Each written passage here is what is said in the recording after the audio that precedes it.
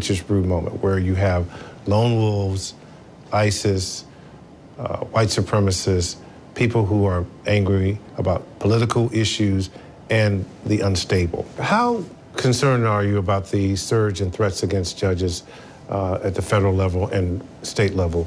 And what are you doing to address it? I'm very concerned because we've seen over the last 5 years threats and inappropriate communications grow at an exponential rate. To allow judges to be threatened with violence to influence those kind of decisions is a threat to our very democracy. So we have to make sure that the third branch of government can operate without the threat of violence and can do it without fear.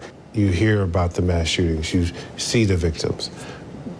What's your reaction as a law enforcement official, and what is your resolve to do something about it as the head of the U.S. Marshals? So the first reaction is always thinking about the community, thinking about the victims and how, on a beautiful warm day in Highland Park, people are going to a parade to celebrate independence and the family time, and how it was just shattered in the most horrific way. So it first goes to thinking about the families, and then thinking about how this is just becoming too normal and what we need to do as a country. It's such a we problem that you don't have to be the direct victim of a violent crime to be impacted by violent crime.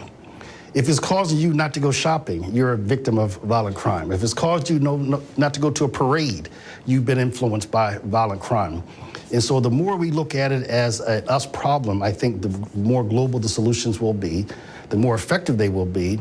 And how do you do that in a country that has experienced George Floyd, where we know many communities of color are negatively impacted, and yet you need their support in order to help you do community policing, and there's still a level of mistrust? How do you bridge that gap?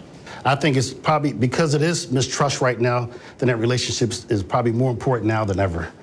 And I think it goes with communication. It goes with trust and building trust, one interaction at a time, one city at a time.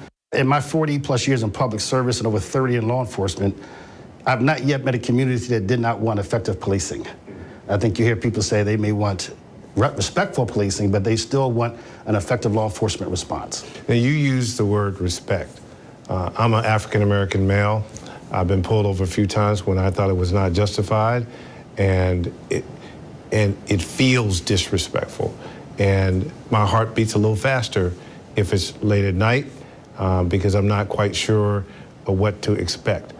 As a black man yourself, have you been able to use your own experiences in communicating to people? And I've shared this with going for years with my officers, is that as a father, I have 2 daughters and a son, and I'm gonna focus on my son because young black male, that after 30 years in law enforcement, I know my colleagues are some outstanding, honorable, ethical men and women.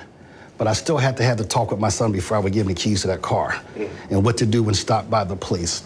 And the fact that I have to have that conversation, the fact that it's a mandatory course for families of color means we have a lot of work to do. I can accept that the vast majority of men and women in law enforcement are outstanding, but also can accept that we have historical context and practices that still have disparate impacts. Let them see why people may be apprehensive, why families are maybe some tension, and understanding from someone that also wears the badge and a uniform like they did. So I think that's the value of diversity.